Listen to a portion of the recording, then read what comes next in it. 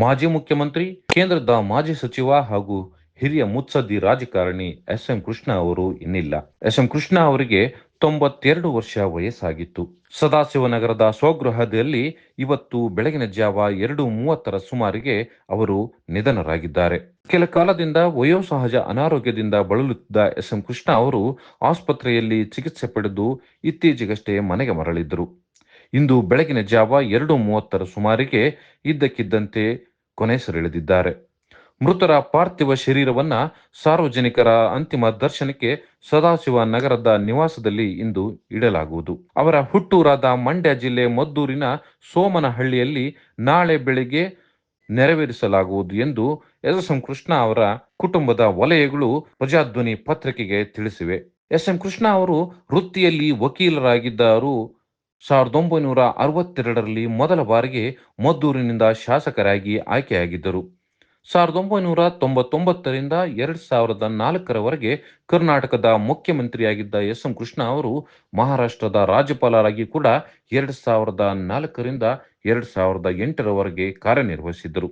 ಮಂಡ್ಯ ಲೋಕಸಭಾ ಸದಸ್ಯರಾಗಿ ಕೂಡ ಆಯ್ಕೆಯಾದ ಕೃಷ್ಣ ಅವರು ವಿದೇಶಾಂಗ ಸಚಿವರಾಗಿ ಕೆಲಸ ಮಾಡಿದ್ದರು.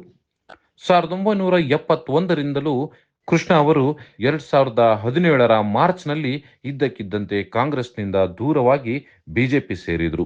2023ರವರೆಗೆ ಬಿಜೆಪಿಯ ಸಕ್ರಿಯ ಕಾರ್ಯಕರ್ತರಾಗಿ ಉಳಿದುಕೊಂಡಿದ್ದ ಕೃಷ್ಣ ಅವರು ಇಂದು ಬೆಳಗಿನ ಜಾವ ಮೃತಪಟ್ಟಿದ್ದಾರೆ. ಕೃಷ್ಣ ಅವರ ರಾಜಕೀಯ ಮುತ್ಸದ್ದಿತನಕ್ಕೆ 2023ರಲ್ಲಿ ಕೇಂದ್ರ ಸರ್ಕಾರ ಪದ್ಮವಿಭೂಷಣ ಪ್ರಶಸ್ತಿ ನೀಡಿ ಗೌರವಿಸಿತ್ತು. ಅವರ ಪಾರ್ಥಿವ ಶರೀರದ ಅಂತಿಮ ದರ್ಶನಕ್ಕೆ ಬೆಂಗಳೂರಿನ ಸದಾಶಿವನಗರದ ಅವರ ನಿವಾಸದ ಸುತ್ತ ಸಾಕಷ್ಟು ಅಭಿಮಾನಿಗಳು ನೆರೆದಿದ್ದಾರೆ. ಮಾಜಿ ಸಚಿವ ಡಿ.ಕೆ. ಶಿವಕುಮಾರ್ ಸೇರಿದಂತೆ ಅನೇಕ ಮಾಜಿ ಸಚಿವರು, ಹಾಲಿ ಶಾಸಕರು ಹಾಗೂ ಮಾಜಿ ಶಾಸಕರು ಕೃಷ್ಣ ಅವರ ನಿವಾಸದತ್ತ ದೌಡಾಯಿಸುತ್ತಿದ್ದಾರೆ. ಕೃಷ್ಣ ಅವರ ನಿವಾಸ ಈಗ ಶೋಕತಪ್ತವಾಗಿದೆ. ಪತ್ನಿ ಪ್ರೇಮಾ ಅವರು ಬೆಳಗಿನಿಂದಲೂ ಕಣ್ಣೀರಿಡುತ್ತಾ ಪಾರ್ಥಿವ ಶರೀರವನ್ನ ನೋಡುತ್ತಲೇ ಕುಳಿತಿದ್ದಾರೆ. Bureau report, Prajadhwani TV.